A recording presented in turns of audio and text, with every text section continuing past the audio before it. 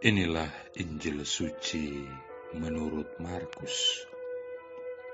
Sekali peristiwa, sampailah Yesus dan murid-muridnya di seberang danau Galilea, di daerah orang Gerasa.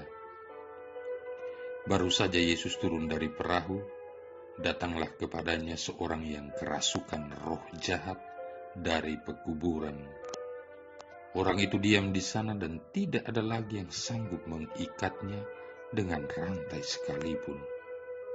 Sudah sering ia dibelenggu dan dirantai, tetapi rantai itu diputuskannya dan belenggu itu dimusnahkannya, sehingga tidak ada seorang pun yang cukup kuat untuk menjinakkannya.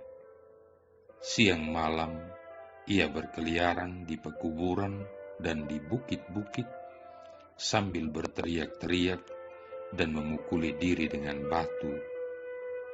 Ketika melihat Yesus dari jauh, berlarilah ia mendapatkannya. Ia lalu menyembahnya, dan dengan keras ia berteriak, "Apa urusanmu dengan aku, hai Yesus, Anak Allah yang Maha Tinggi? Demi Allah, jangan siksa aku."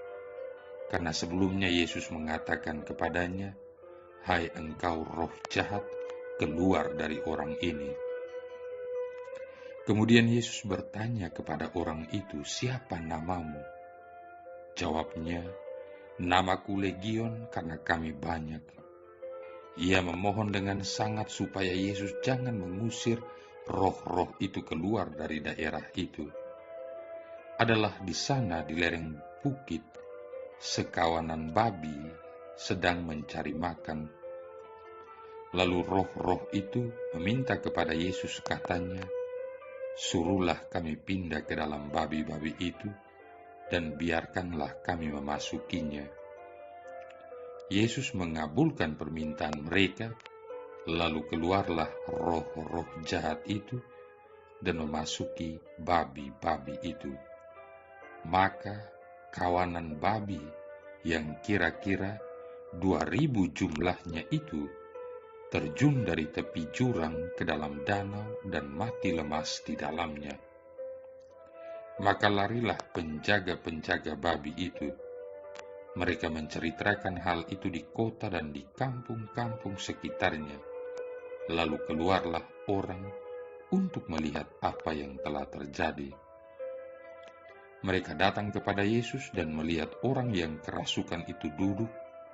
Orang yang tadinya kerasukan legion itu kini berpakaian dan sudah waras. Maka takutlah mereka. Orang-orang yang telah melihat sendiri hal itu menceritakan apa yang telah terjadi atas orang yang kerasukan setan itu dan tentang babi-babi itu. Lalu mereka mendesak Yesus supaya ia meninggalkan daerah mereka. Pada waktu Yesus naik lagi ke dalam perahu, orang yang tadinya kerasukan setan itu meminta supaya ia diperkenankan menyertai Yesus. Tetapi Yesus tidak memperkenankannya. Yesus berkata kepada orang itu, "Pulanglah ke rumahmu, kepada orang-orang sekampungmu, dan beritahukanlah kepada mereka segala yang telah diperbuat Tuhan atasmu, dan ceritakanlah bagaimana ia telah mengasihi engkau." Orang itu pun pergi dan mulai memberitakan di daerah Dekapolis segala yang telah diperbuat Yesus atas dirinya, dan mereka semua menjadi heran. Demikianlah sabda Tuhan. Saudara-saudari yang terkasih, mengapa memerdekakan seorang yang dijajah oleh legion membawa efek lanjut, yaitu mengorbankan banyak babi?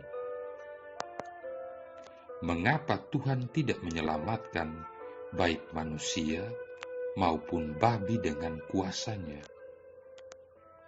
Atau mengapa Yesus memerdekakan orang yang kerasukan legion sementara itu membiarkan legion merasuki babi-babi sampai semua babi mati lemas. Apa ada maksudnya? Saudara-saudari yang terkasih, sebuah tren Eropa yang mulai memasuki Asia, termasuk Indonesia, adalah orang tua lebih telaten, tekun, sabar memelihara, memperhatikan binatang peliharaannya daripada memperhatikan, memelihara, mencintai anak-anak di dalam komunitas keluarga. Misalnya orang tua zaman ini memiliki anak cukup 1 atau 2 saja. Itu pun penjaga dan pemeliharanya bukan orang tua, tetapi pembantu rumah tangga. Bahkan ada orang yang menikah tetapi tidak mau memiliki anak karena katanya merepotkan. Tetapi Yesus dalam Injil hari ini membalikkan prinsip, mengutamakan manusia di atas segalanya. Ketika kekuatan jahat menjajah dan membelenggu manusia serta merasuki manusia, Yesus mengusirnya. Tetapi legion itu tidak serta-merta keluar dari orang yang kerasukan legion itu. Legion masih sempat tawar-menawar dengan Yesus untuk dipindahkan ke tempat yang dikehendakinya, ke dalam kawanan babi. Yesus sebagai Allah mengambil keputusan sesegera memindahkan setan-setan dari orang yang dirasuki ke dalam tubuh babi yang banyak jumlahnya. Ketika legion itu berpindah ke dalam babi-babi itu, legion justru bukan membawa kehidupan, tetapi kematian.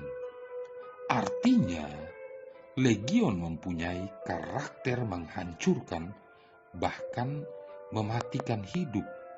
Sebaliknya, Yesus membawa kehidupan pertama dan terutama bagi manusia. Dengan kata lain, Yesus mengutamakan manusia di dalam karya perutusannya.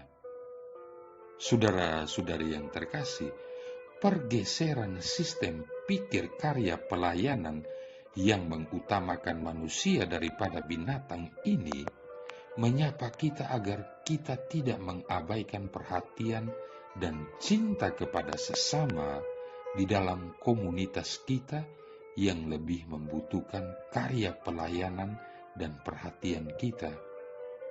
Semoga kita masing-masing memiliki agenda pelayanan yang searah agenda pelayanan Yesus yang mengutamakan cinta manusia dan cinta Tuhan sebagai hukum pertama dan utama yang menjiwai seluruh pelayanan kita di mana dan kapan saja kita berada.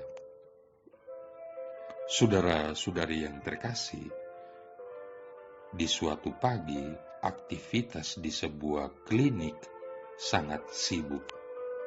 Sekitar jam 9.30, seorang pria berusia 70-an tahun datang untuk membuka jahitan pada luka di ibu jarinya.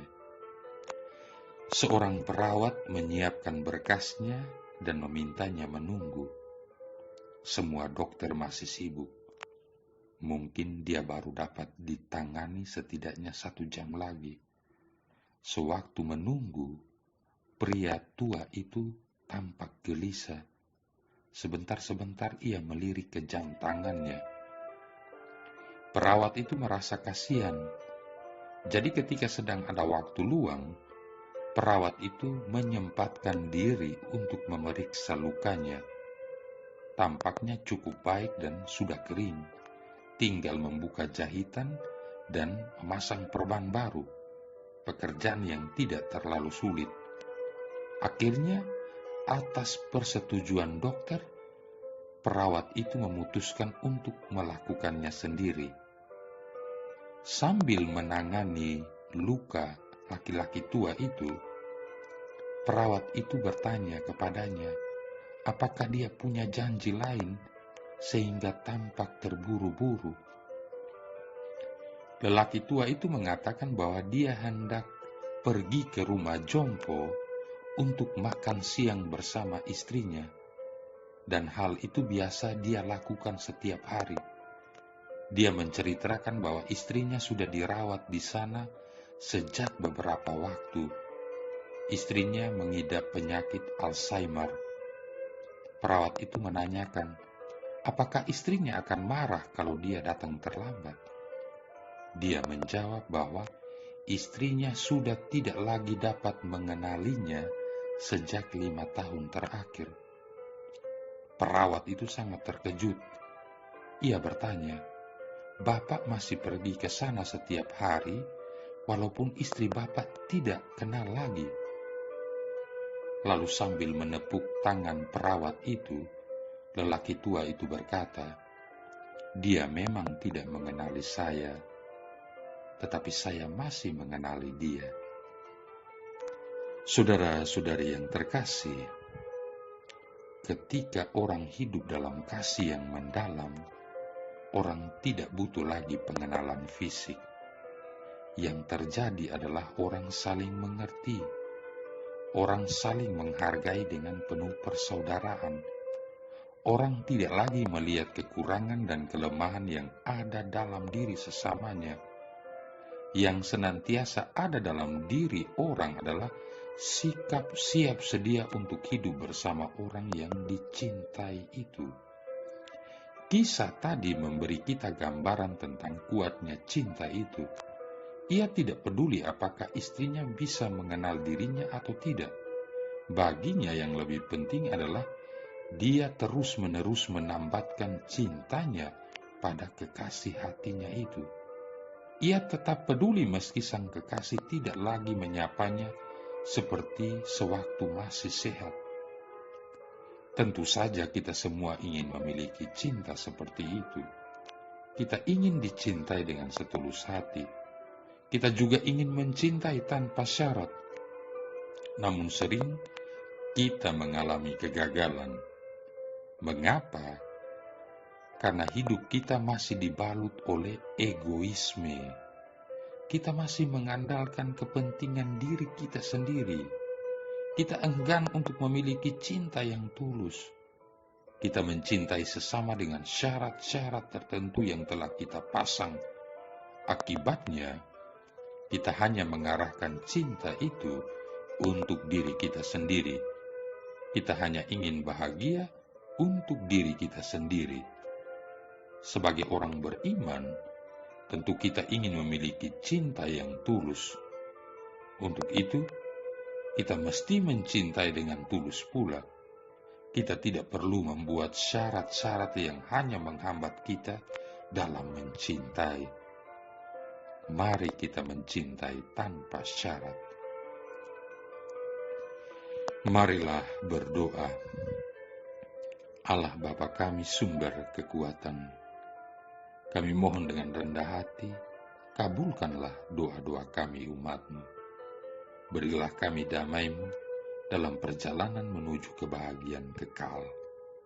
Demi Yesus Kristus Putra-Mu, Tuhan dan pengantara kami, yang bersama dengan Dikau dan Roh Kudus hidup dan berkuasa, satu Allah sepanjang segala masa. Tuhan memberkati kita sekalian, Bapa, Putra, dan Roh Kudus.